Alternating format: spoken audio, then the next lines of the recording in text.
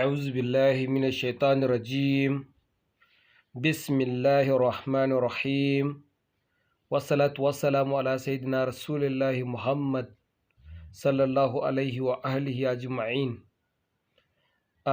‘Yan uwana masu mainin ko Satoshi BTCS, ina mana fatan alkhairi a daidai wannan lokaci, kuma ina mana murna da kasancewar countdown ɗin yana ta yiwuwa. Yau aƙalla saura 7, ina nufin kwana 7 kafin mu samu lugudan daloli a account ɗinmu na Satoshi. To masha Allah, gashi yanzu zan mana introducing na sabon network da za a sauke mana a ƙasa ta Najeriya.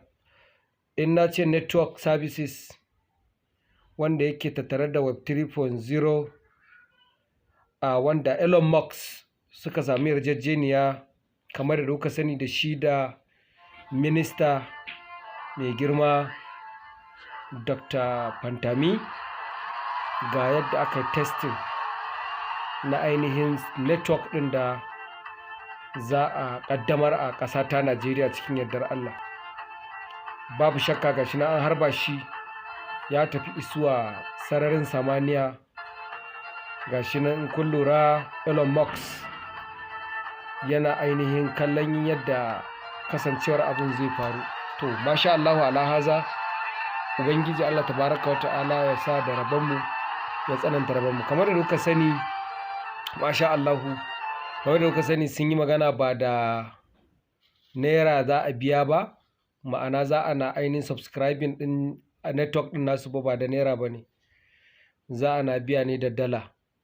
Ta taɓurza da take ta faruwa a tsakankanin minista na communication da shi da ainihin kamfanin da yake ɗawainiyar wannan al'amari kenan. Ubangiji Allah ya daidaita tsakani, Allah ya sa, Allah tabaraka wa ta'ala ya sa a dace. Ubangiji Allah ya kauda dukkan sharri, Allah ya raba mu da sharri na ɓoye da na bayyane, wanda muka sani da wanda ba mu sani ba. Ubangiji Allah ya haɗa mu da alkhairi, wanda muka sani da wanda ba mu sani ba. Intanet ikon Allah ke muku fatan alkhairi a daidai wannan lokaci. Muna buƙatar subscription ɗinku. Intanet ikon Allah ke muku fatan alkhairi. Wassalamu alaikum.